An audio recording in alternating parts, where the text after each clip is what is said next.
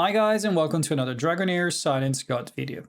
Today in game, and from the content creator chat, the developer of the game and share with us a lot of news regarding season 2. If you're playing the game and you are on the early server, you probably are about 2 weeks away from season 2, and therefore these news are very relevant for you. They have shared with us this amazing infographic showing the artwork for season 2 and a lot of insight on what is expecting us very soon. So I just want to quickly go over it and show you in details some of the news, and then we jump in the game and we can read through the news that they share on the mailbox as well. So they are saying that they're going to have a new island sandbox and a seasonal storyline. We knew that every season is going to have a different storyline. Our count will be reset to 0, and we're going to have to go through the new storyline. There's going to be an enhanced inspiration mechanic, okay, and a local quest challenge. Well, it's going to be probably similar, but different news, different new challenges. There are 3 new damage type of element affinity combination. Okay, 2 damage type of element affinity combination. Well, maybe you're going to see this in more details later in the infographics. So this part here is showing the new hero pull and the mount system. Okay, so apparently in season 2 there's going to be a double benefit hero banned, get a legendary hero with every 10 draw. I believe this is going to be the summoning tickets that we can get from the ranking in Clepsydra. If you get in top 95%, you get some tickets. You can get 1 legendary every 10 tickets when you're summoning on that specific banner. You're probably going to be at the beginning of the season, and all of us are going to be able to get at least 1 Lego. So that is good. And then probably going to be a banner regarding the new champion. We're going to see about that. They're showing some of the new champions. The graphics usually look amazing. Laser Folks, this is something new. They are talking about the mount. So we're going to have a horse. This is an aesthetic badge, I guess. Aesthetic badge that our traveler are going to have. We're going to probably be able to mount this and when we move around the map. It's nice, I think, for them to introduce aesthetic feature. They are promoting a healthy competition. You push for the ranking, you get something in return. It's more to show with your friends and for your viewers, if you are a YouTuber or a content creator of any kind. It's nice. It doesn't unbalance the game. So I'm not mad if I'm not going to have it. I am happy if I'm going to have it. It's not going to change the game. So it's going to be a new enhanced exploration mechanic. Okay, decrypting the Dusky and Silvery Tower. Okay, so these are probably new location they were talking about in the storyline, exploring the ocean's mystery and new local quest challenges. We're going to find out more about this when we're going to see the season details, I guess. So Dust Tower refraction devices. Okay, this is probably a new mechanic in game. It's going to be similar to the puzzle we have to sort to progress through storyline. And objects and projections of Silver Tower. Okay, this is probably again another mini game in the storyline. New adventure, Fall of an Increscent. Okay, explore the Elven past, the 2 Tower crisis, and the secrets of the Outland Silent Gods. Uncover the deep mystery of Adentria. Adentria we had in this season as well. We explored probably part of it, is where Deep Elves are from. It was in the kind of second half of the map exploration or third part of the map exploration storyline. So probably you're going to see more in the next season. Just interesting. It's still connected to season 1, but it's going to be a new part. In this section, they are showing us the maritime navigation. Okay, so we're going to be able to sail across the sea. In this season, the only time we did it was from traveling from the north map to the south map, but that was just a cat over scene. And there's going to be an undersea exploration, which is a new map we haven't seen. We're going to be underneath the sea. New partner from the death. Okay, they're introducing also a new race, apparently. And this is going to be, okay, the Mermaid. Nice touch. Well, there's a new race in the game. New boss awaiting, Guardian of the Mysterious Realm. There's a giant robot at the bottom of the sea, by the look of it. I don't know if this one is the new Vortex box or if it's something more endgame. We don't know that yet. It could be any of the two, really. We're going to find out when the season begins, I guess. And they're showing us the new affinity pairing. Okay, so as you can see on the left, there is the Season 1 affinity pairing. Fire and Poison, Ice and Necrosis, and Radiant and Lightning. This season, I think it was mostly...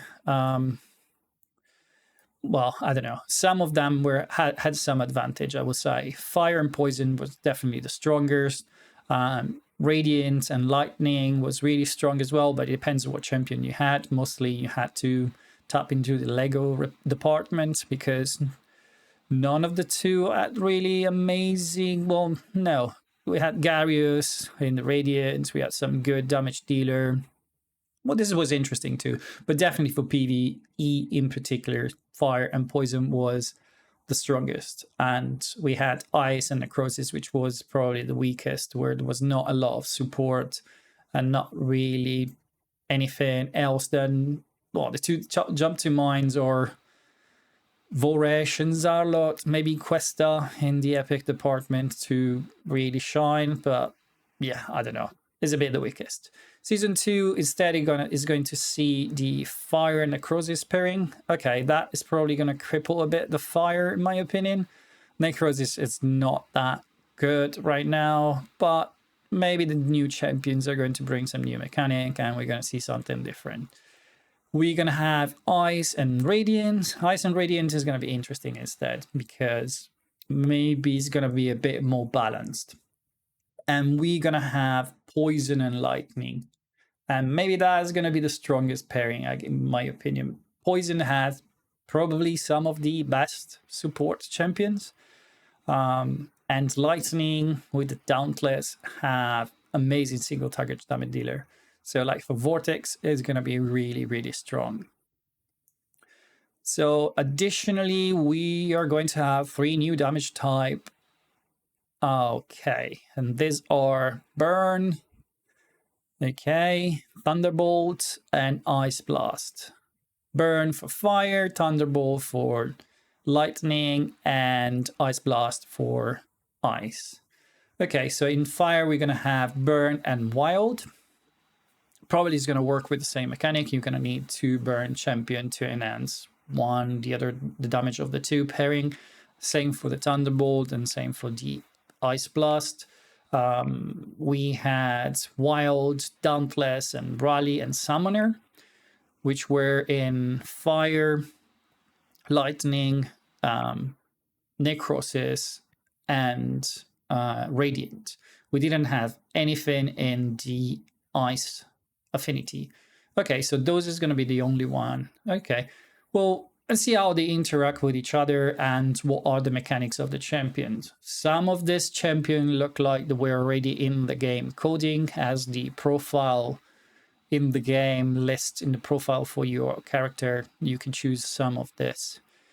But let's have a look at the bottom at the gear and the artifacts. Okay, so there's going to be new gear design, probably new gear set, and the new artifact are looking sick. Looks like some of them are exclusive for some of the Lego we have already in game, and by the design of it, to me, they look legendary gear. Maybe I'm wrong, I don't know. Nevertheless, this is everything from the infographics. So let me jump into the game and I show you the letter we received in the mail, and we go through the main points over there too. So, okay, guys, this is the message we had in our inbox today in regard of Season 2 with the news that they're sharing with us. The first point is the server merging.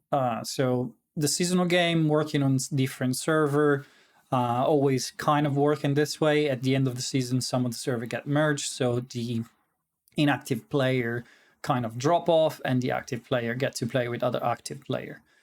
So this is not a news, and I'm gonna skip over this. You can look to your server and the pairing you're gonna have. They're talking about the increasing number of the players on each server. The rewards are going to increase.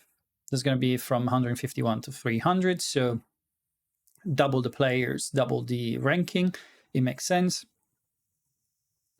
They're talking about the settlement time and when the servers are going to start, which is obviously at the end of seasons for each server, and where the new server and season are opening. Then they are going to talk about the new season and the new content. There's going to be the Mystery Sea, as we've seen, and the Southern East Adentria, as we've seen in an infographic. So it's going to be the new region for the storyline, a brand new storyline where we're going to go over the Silvery Tower and the Dusky Tower. We saw that on the infographic as well. There's going to be an introduction for 30 new heroes. They will be added, among which 17 are legendary. Okay. This is not the brightest choice, in my opinion. I get it, people want legendary champions, but I think some of the affinity needed a bit of rebalancing and the introduction of certain epics to balance the roster. Also, epic champions are achievable for most players. Legendaries are very difficult to get, especially for free-to-play. I was expecting a larger number of rares and epic, but it looks like we're going to have 13 of them and 17 legendary. It's a bit little, in my opinion, but better than nothing. There's going to be the 3 new school of damage dealer. Oh, and they go over the details. Okay, so we're going to have burn for the fire school, and it's going to be AoE damage dealer, which is really, really good because, again, fire affinity had mostly single target damage dealer. Having AoE damage dealer school over there is going to be interesting and balancing for certain wave content dungeon.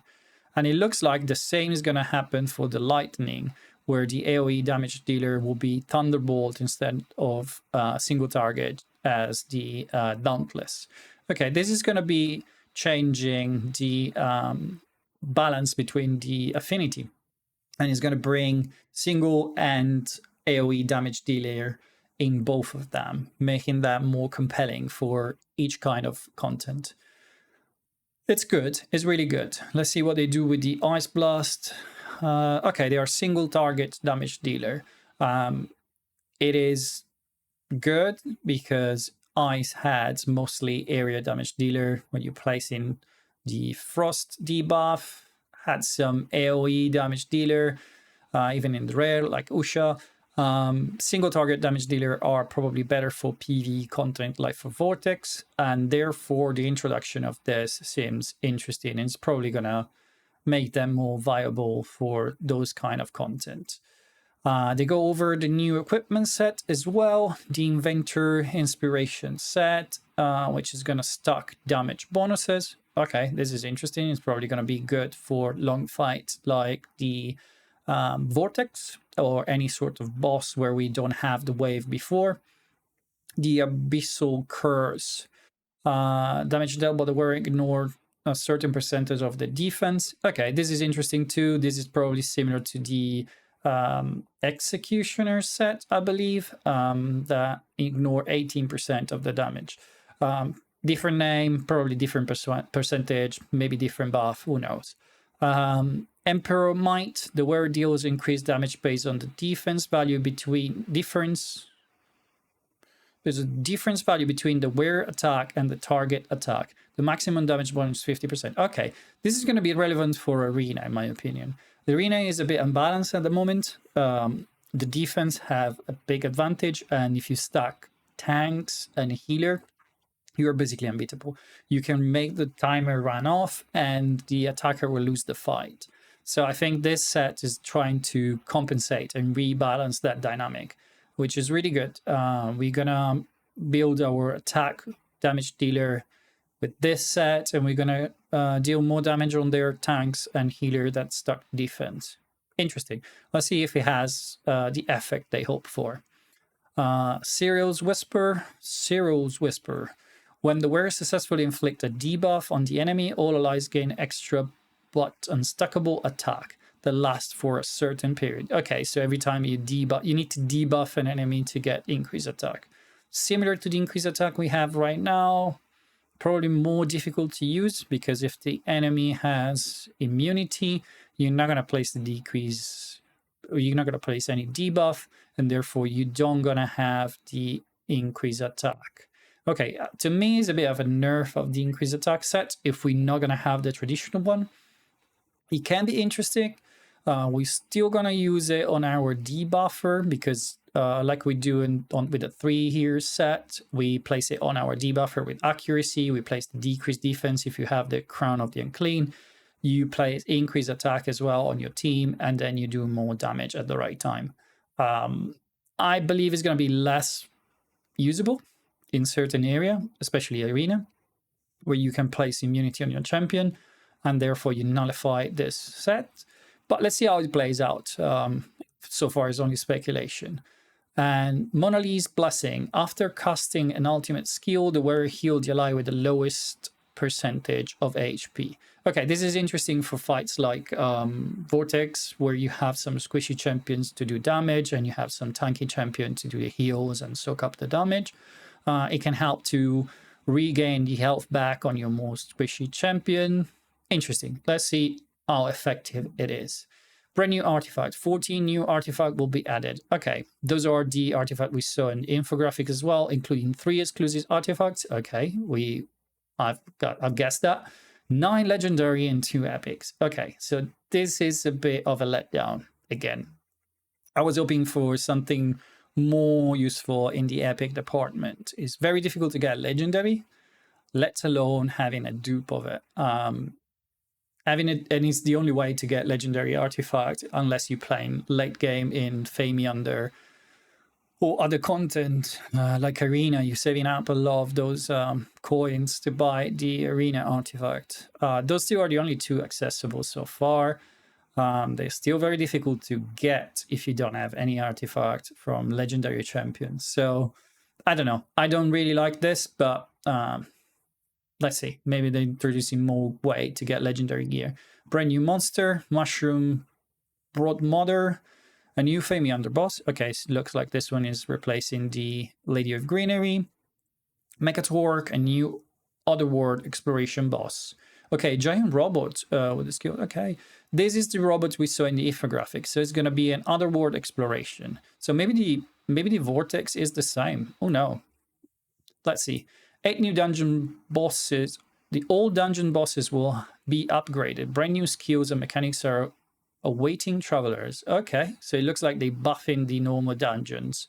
Maybe they changing, upgraded. Could be that they are stronger.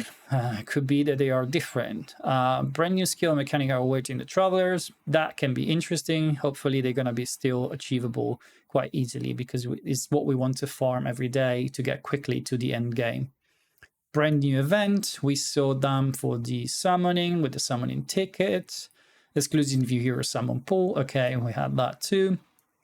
And other points, they go over other points. Okay, I'm not going to read this through because this video is already long enough. Anyway, guys, this was it about news for the season 2. I hope you found this video useful, and if you did, please like and subscribe. It will help the channel grow and keep me motivated to bring new content to you guys. So I see you soon with another video about Dragonheir Silent Gods.